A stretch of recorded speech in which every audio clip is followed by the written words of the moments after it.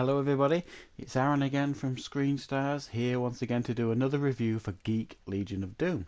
And today we have the review of The Confessions, a drama movie that is a combination of English and foreign language speaking.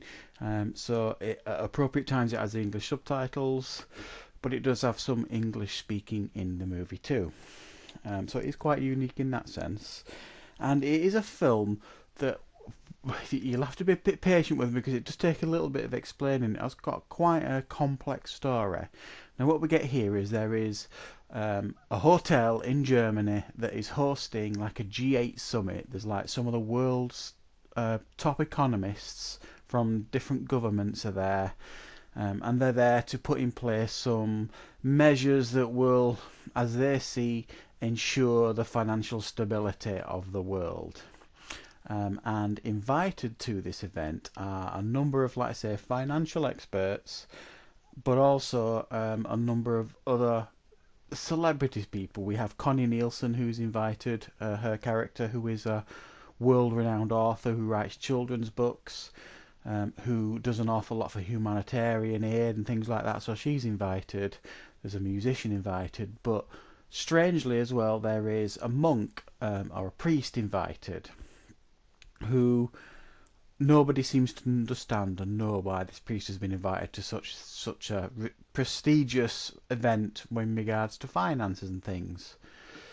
But as we learn, the first night that he is there, this priest, he is summoned to the organizer of this event, who is a guy called Daniel Roché, the character, and he is the chairman, if you like, of this International Monetary Fund Committee. And he invites the priest into his hotel room and actually says to him, "I want to confess." And we never really learn what he is confessing, but it's obviously enough to disturb this priest, and we learn the following morning that this Daniel Roché character has actually committed suicide by putting a plastic bag over his head, which sets the cat amongst the pigeons, amongst everybody there. Everything goes on lockdown, and at this point you kind of think it's going to turn into a bit of a whodunit, but it doesn't. It's more a case of why did he do it. And everybody there, all the financial experts and the government agents want to know what he spoke about with this priest, what he confessed. And due to his faith and obviously the religious permutations involved, he can't reveal what was said in confession. So it becomes a bit of a cat and mouse game. They're trying to get this information from the priest, and the priest, knowing what he knows, what has been told to him, is trying to get everybody else in quite subtle ways to do the right thing by the end of the weekend in regards to the decisions they're going to make in the economy.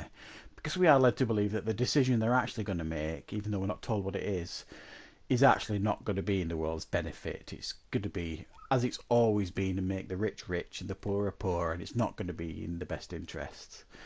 So he's kind of like silently, in a very priestly way, holding them to ransom because they think he's got something on them, and he's trying to hold them off right to the end of the weekend so that he can get them to do the right thing. And he's got support from Connie Nielsen's character, the author, and a couple of other the financial experts who feel pressured to do what the committee wants, but they actually don't want to do what the committee wants. Very complex, convoluted story here, but a very interesting movie this. I'll be honest, when I started watching this movie I didn't think I was going to enjoy it. It wasn't what I expected, and when I actually thought it was going to be a whodunit, I got a bit excited, and I thought this priest was going to be a bit like Poirot sort of thing, and he's going to do the solve the crime thing, but it didn't turn out like that at all. So the biggest fault I can give with this movie is it's a bit dull. However, it is beautifully shot. It is beautifully acted by everybody. The actor himself who plays the priest, I don't know much about him, Toni Servillo. I thought he gave an outstanding performance, really, really outstanding, to the point where I believed he was a priest. He was so subtle, he was so calm, he was so peaceful in his approach to his performance. It was beautiful, really. I thought it was a really, really lovely performance. Connie Nielsen was lovely in this movie, very, very good performance, and I thought she looked stunning. For a 52-year-old woman, I thought she looked absolutely stunning in this movie. So everybody gave top-line performances. It was filmed beautifully. The location was stunning.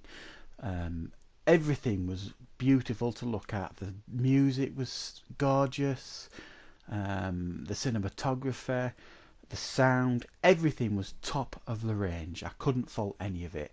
And for the most part, I was interested and I wanted to carry on watching the movie. However, this is a movie that is quite an acquired taste, I would say. If you're wanting a movie like this is almost like a movie to put on if you've got, you know, your boss from work coming for a business meal or something, and you're going to put a film on to impress them with a few glasses of wine. This is the sort of thing you'd put on. Quite highbrow stuff going on in this movie, but I have to say I enjoyed this movie far, far more than I ever expected to.